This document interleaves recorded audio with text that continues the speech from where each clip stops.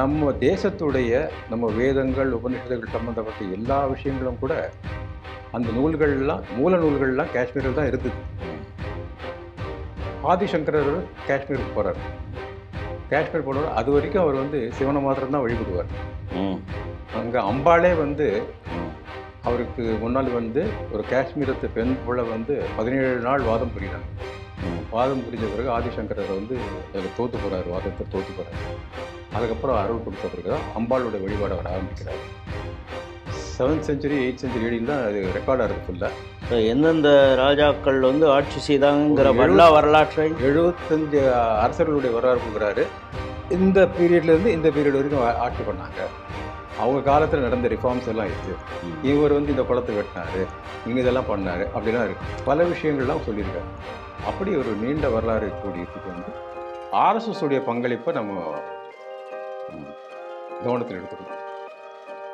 ரொம்ப டீட்டெயிலாக சொல்லலைன்னா கூட சில விஷயங்கள் சொல்கிறேன்.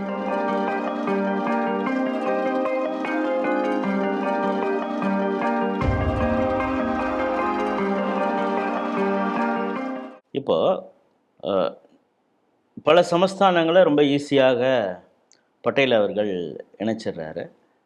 சர்ச்சைக்கு ரொம்ப ஒரு முரண்டு பிடிக்கிறது அப்படின்னா ஜுனாகத், ஹைதராபாத், காஷ்மீர். ஹைதராபாத்தை கூட இராணுவத்தை அனுப்பிச்சு அதுவும் நம்மளோட சேர்ந்து வந்துடுது. ஜுனாகத்தையும் இது பண்ணிடுறாங்க. காஷ்மீர் நான் பிறந்த ஊர், எங்களுக்கும் அதற்கு தொடர்பு இருக்குது அப்படின்னு சொல்லி தான் அந்த டாஸ்க்கை நேருவே எடுத்துக்கிறார். நமக்கு இப்போ இதில் என்னன்னா, ஹரிசிங் தயாராக இருக்கும் பொழுதே நான் வந்து இணைஞ்சிக்கிறேன்னு சொல்கிறப்பவே இவர் காலதாமதப்படுத்துகிறாரு. ஹரிசிங்கனுடைய பேச்சின் மீது இவருக்கு நம்பிக்கை இல்லை அப்படிங்கிறது மாதிரி ஒன்று. இப்போ இங்கே இருக்கிறவங்களே அது ஒரு லேண்டு தானே, அந்த காஷ்மீர் நம்மள்கிட்ட இருந்தால் என்ன இல்லைன்னா அது பாகிஸ்தான்லேயே கூட இருந்துடலாமே அப்படின்னு, அது ஒரு பீஸ் ஆஃப் லேண்ட் அப்படிங்கிறது மாதிரி பார்க்குறான். காஷ்மீர் முதல்ல ஏன் நமக்கு முக்கியம்? நீங்கள் சரித்திரமாக சில விஷயங்கள் சொல்லியிருக்கீங்க, நம்ம நேயர்கள் தெரிஞ்சுக்கணும்ல. காஷ்மீர் இந்தியாவோட ஏன் இருக்கணும் அப்படிங்கிறதுன்னு ஒன்று இருக்குது. இந்த காஷ்மீர் இணைப்பில் இவர் எப்பவும் போல சொதப்புறார் நேரு. பட் ஆர்எஸ்எஸ் அதில் வந்து இருந்து அந்த ஹரிசிங்கை மீண்டும் கன்வின்ஸ் பண்ணுறாங்க. ஏன்னா இவர் உதாசீனப்படுத்திடுறார் நேரு. இந்த 2 சம்பவங்கள் குறித்து நம்ம நேயர்களுக்கு நீங்கள் விரிவாக சொல்லலாம். காஷ்மீர் வந்து இந்துக்களுக்கு ஒரு புரித சொல். காஷ்யபமார்ன்றது அதோடைய ஒரிஜினல் நேம். சப்த ரிஷிகளில் முக்கியமான ஒரு ரிஷி காஷ்யபமுனி, காஷ்யப ரிஷி. அவருடைய பெயரில் தான் அந்த காஷ்மீர்ன்றது உருவாச்சு. அவர் வசித்த இடம்னு சொல்கிறாங்க. அதை என்னுடைய கோத்திரம் காஷ்யப கோத்திரம் தான். அப்படிங்களா? அங்கே வந்து ஒரு காலத்தில் அது பெரிய ஒரு லேக்காக இருந்தது காஷ்மீர். அதை வந்து அப்படி ஒரு அவருடைய முயற்சியால் அதை தூத்துட்டு அது வந்து காஷ்மீர் பள்ளத்தாக்கு உருவாக்குனதே காஷ்யப முனிவர்ன்றது தான் நம்பிக்கை இருந்துகிட்டு இருக்கு. பழங்குழிக்கும் பூமி, இது ஒரு முக்கியமான விஷயம்.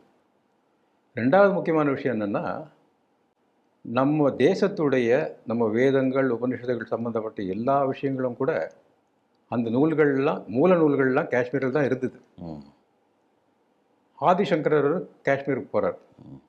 காஷ்மீர் போனவர் அது வரைக்கும் அவர் வந்து சிவனை மாத்திரம் தான் வழிபடுவார். அங்கே அம்பாளே வந்து அவருக்கு முன்னால் வந்து ஒரு காஷ்மீரத்து பெண் புள்ள வந்து 17 நாள் வாதம் புரிகிறாங்க. வாதம் புரிஞ்ச பிறகு ஆதிசங்கரர் வந்து அதில் தோற்று போகிறாரு, வாதத்தை தோற்று போகிறாரு.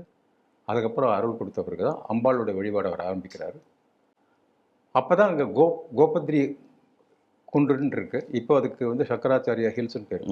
அங்கே அமர்ந்து தான் சௌந்தர்ய லஹரி என்ற இதை கொடுத்தது அவர் தான். அந்த இடத்துல தான் கொடுக்குறாரு அவர்.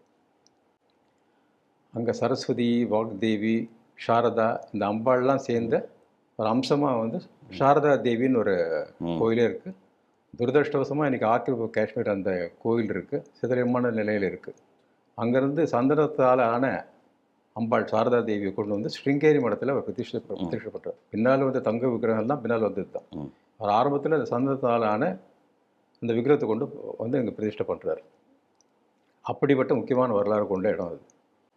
ஒரு 1000 வருஷங்களுக்கு முன்னாடி ராமானுஜர் அவருடைய பிரதம சீடரான பூரேஸ்வரோடு சேர்ந்துக்கிட்டு அங்கே போகிறார். காரணம் என்ன, அவருடைய குரு சொல்கிறார், பிரம்மசூத்திரத்துக்கு நீ பாஷ்யம் எழுதணும்.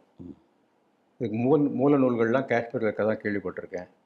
நீ அங்கே போய் பார்த்து அந்த நூல் எடுத்து அது தகுந்தாப்போல் பாஷை எழுதுன்னு சொல்கிற பிறகு அப்புறம் அங்கே போயிட்டு அங்கே இருக்கக்கூடிய பண்டிதர்களோட வாதம் புரிகிறார்.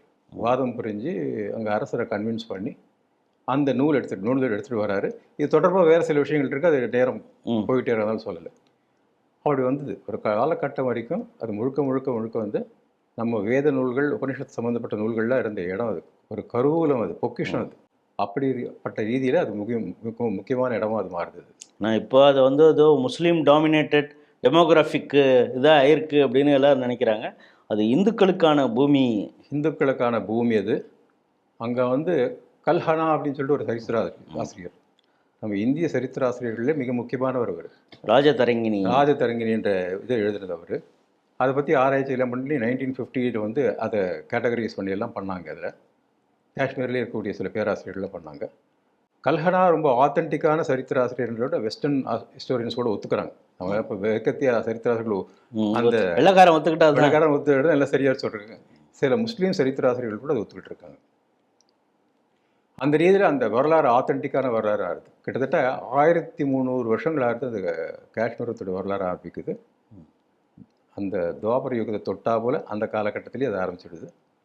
அதனுடைய ஆரம்ப கால மன்னர்களில் வந்து மகாபாரத கேரக்டர்ஸாக இருக்கக்கூடிய ஜெயத்ரதனுடைய உறவினர்கள், சகுனியுடைய வழித்தோன்றல்கள், இவங்கெல்லாம் வந்து அந்த பகுதியை ஆண்டிருக்காங்க. இந்த கல்ஹனா வந்து கிட்டத்தட்ட ஒரு 2700 வருஷத்து வரலாறு வந்து அசோகர் காலத்து வரைக்கும் தாண்டி AD பீரியட் வரைக்கும் கொண்டு வந்துடுறாரு அவர். 7th century 8th century AD தான் அது ரெக்கார்ட் ஆகுது ஃபுல்லாக. ஸோ எந்தெந்த ராஜாக்கள் வந்து ஆட்சி செய்தாங்கிற வரலாற்றை 75 அரசர்களுடைய வரலாறு கொடுக்குறாரு. இந்த பீரியட்லேருந்து இந்த பீரியட் வரைக்கும் ஆட்சி பண்ணாங்க, அவங்க காலத்தில் நடந்த ரிஃபார்ம்ஸ் எல்லாம் இது, இவர் வந்து இந்த குளத்தை வெட்டினாரு, இங்கே இதெல்லாம் பண்ணார், அப்படிலாம் இருக்குது. பல விஷயங்கள்லாம் சொல்லியிருக்காங்க. அப்படி ஒரு நீண்ட வரலாறு இருக்கக்கூடியது வந்து பிற்காலத்தில் வந்து நம்ம வடமேற்கு பகுதி வந்து ரொம்ப வந்து யாரை வேணால் வந்து போகலான் இருக்குது. கஜினி அது வழியாக 17 முறை வந்தான். ஆப்கானிஸ்தான்லேருந்து ஆக்கிரமிப்பாளர்கள்லாம் வந்தாங்க, எல்லாரும் வந்தாங்க. கடைசியில் பார்த்தா தேச பிரிவு நடந்த நேரத்தில் பாகிஸ்தான்லேருந்து வடமேற்கு வழியாக தான் உள்ளே வந்தாங்க. காஷ்மீரிலோட ஒரு பகுதி பிடிச்சிக்கிட்டாங்க. இதெல்லாம் நடந்தது, அங்கே தான் நடந்தது. ஒரு கட்டத்தில் வந்து மகாராஜா ஹரிசிங் வந்து ஆப்கானிஸ்தர்களை விரட்டி விட்டுட்டு அவர் வந்து பஞ்சாபுடைய அரசராக இருக்கார். ரஞ்சித் சிங், மகாராஜா ரஞ்சித் சிங். பஞ்சாப்ல இருந்த ரஞ்சித் சிங் ஆளுமையில் இது வருது, ஆளுமை கீழே வருது. அவர் என்ன பண்ணுறாருன்னா, அங்கிருந்து யாராவது பார்த்துக்கிட்டா நல்லா இருக்குன்னு சொல்லிட்டு அவருடைய டோக்ரா இராணுவ தளபதி குலாப் சிங்னு ஒருத்தர் இருக்கார், அவர் கையில் ஆட்சியை பிடிச்சிட்டு நீ பார்த்துக்கோ, நீ காஷ்மீரோட ராஜான்னு சொல்கிறாரு. அவருடைய ஜென்ரேஷனில் வரவர் தான் நம்மளுடைய மகாராஜா ஹரிசிங். 1925 வந்து அவர் காஷ்மீருடைய ராஜாவாக எடுத்தார். தேசப்பிரிவு நேரத்தில் அவர் தான் ஹரிசிங் தான் ராஜாவாக இருக்கார். அவருடைய மகன் தான் கரண் சிங்னு சொல்லிட்டு பின்னால் மினிஸ்டர்லாம் கூட இருந்தார். முதல்ல காங்கிரஸில் இருந்தார், அப்புறம் நம்ம வேறு பாஜக தொடர்புலாம் கூட வந்தார் அவர். இதுதான் அந்த நேரம். மகாராஜா ஹரிசிங் வந்து அவர் ஒரு கன்ஃபியூஸ் ஸ்டேட்டில் வர்றார். இணைக்கிறது முடிவாயிடுது. அப்போ வந்து எந்த பக்கத்தில் போகிறதுன்ற கன்ஃபியூஷன் அவருக்கு வருது. காரணம் என்னென்னா, அந்த காலகட்டம் வரைக்கும் இந்த போக்குவரத்து, அப்புறம் வந்து கம்யூனிகேஷன் இதெல்லாம் வந்து பாகிஸ்தானுக்கு கொடுத்துக்கப்பட்ட பகுதிகள் வழியாக வந்ததுனால பாகிஸ்தானை பகிச்சிக்கலாமா, கஷ்டமாயிடுமே, கராச்சி தானே நியரஸ்ட் ஏர்போர்ட்டாக இருக்குது, ப்ராப்ளம் ஆகிடுமே, இப்படிலாம் இருக்குது. ப்ராப்ளம் ஒரு பக்கம் வருது. ராமச்சந்திர கக்குன்னு சொல்லிட்டு அவரோட பிரதமர் வந்துட்டு இருக்கார். அவருடைய ஒய்ஃப் வந்து ஒரு ஆங்கிலேய பெண்மணி. அவருடைய இன்ஃப்ளூயன்ஸில் அவர் என்ன பண்ணுறாருன்னா, காஷ்மீரை தனி நாடு வச்சுக்கோ, நீ ஒத்துக்காத, யார் பக்கம் சேர்த்துக்கு ஒத்துக்காத, அவர் இன்ஃப்ளூயன்ஸ் பண்ணிட்டு இருக்கார். மகாஜன் சொல்லிட்டு ஒருத்தர் வந்து அவரை ரீப்ளேஸ் பண்ணுறாரு. அவர் ராமச்சந்திர அவரை ரீப்ளேஸ் பண்ணிட்டு அவரை அந்த காலகட்டம் வரைக்கும் அந்த பிரச்சனை வருது. அது வரைக்கும் இதில் வந்து நான் சேர்றேன்னு சொல்கிற நேரத்தில் எல்லாம் மவுண்ட் பேட்டன் வந்து கன்ஃபியூஸ் பண்ணுறாரு. நீ பாகிஸ்தானோட சேருன்னு சொல்கிறாரு. இந்த விஷயங்கள் நடக்குது. இந்த பக்கம் வந்து டிலே பண்ணுறாங்க. அதுக்குள்ளே வந்து இந்த ஆடு மேய்க்கிறவங்கன்ற போர்வையில் வந்து காஷ்மீருக்குள்ளே ட்ரைபல்ஸ் எல்லாம் நுழையிறதுக்கு ஆரம்பிக்கிறாங்க. இந்த நேரத்தில் தான் RSS உடைய பங்களிப்பை நம்ம கவனத்தில் எடுத்துக்கணும். ரொம்ப டீட்டெயிலாக சொல்லலைன்னா கூட சில விஷயங்கள் சொல்கிறேன். 1940 வாக்கிலேயே வந்து RSS ஜம்மு காஷ்மீருக்கு வந்துடுது. ஜம்முலேயே வந்து பிரச்சாரங்கள்லாம் கூட வந்துட்டாங்க அந்த காலத்தில். 1944-45 காலகட்டத்தில் ஜம்மு காஷ்மீர் மாநிலம் முழுக்க பரவலாக வந்து ஆர்எஸ்எஸுடைய கிளைகள்லாம் வந்துடுது, அதாவது 1925 ஆர்எஸ்எஸ் ஆரம்பிக்கப்படுகிறது. ஆரம்பிக்கப்படுகிறது. ஆனால் 40லேயே அங்கே வந்து காஷ்மீரில் அதுக்கு கிளை ஷாக்காஸ்லாம் வர ஷாக்காக வந்து 1944-45 ஃபுல்லாக வந்து ஷாக்கா வந்து பிரச்சாரங்கள்லாம் கூட வந்துட்டாங்க, முழுநேர ஊழியர்கள்லாம் கூட வந்துட்டாங்க. அதனால வந்து என்ன அர்த்தம்னா ஹிந்துக்களுக்கு ஒரு பாதுகாப்பு உணர்வு வருது. அங்கே முஸ்லீம்கள் மெஜாரிட்டியாக இருக்காங்க, பாதுகாப்பு உணர்வு வருது. ஆர்எஸ்எஸ் கொடுத்த ஆக்கத்தாலையும் ஊக்கத்தாலையும் என்ன பண்ணுறாங்கன்னா ஹிந்து மத ஊர்வலங்கள் நடக்குது, நாங்கள் பாதுகாப்பாக இருக்கோம்னு சொல்கிறாங்க, இதெல்லாம் நடந்துக்கிட்டு இருக்கு. தேச பிரிவினைன்னு வந்த நேரத்தில் ஆர்எஸ்எஸ் என்ன சொல்லுதுன்னா, நீ வந்து ஹரிசிங்குக்கு அட்வைஸ் பண்ணுறாங்க, பாரதத்தோடு இணையிறது தான் நல்லது, அப்போ தான் உன்னுடைய இங்கே இருக்கக்கூடிய ஹிந்துக்களுக்கு பாதுகாப்பாக இருக்க முடியும், நீயோ ஒரு ஹிந்து ராஜான்றத விஷயத்த சொல்கிறாங்க. பாரதத்தோட காஷ்மீரை இணைக்கணுன்ற விஷயத்தில் ஹரிசிங் மேலே வற்புறுத்தல் கொடுத்தவங்களில் முக்கியமான ஆள் வந்து ஜம்மு அண்ட் காஷ்மீருடைய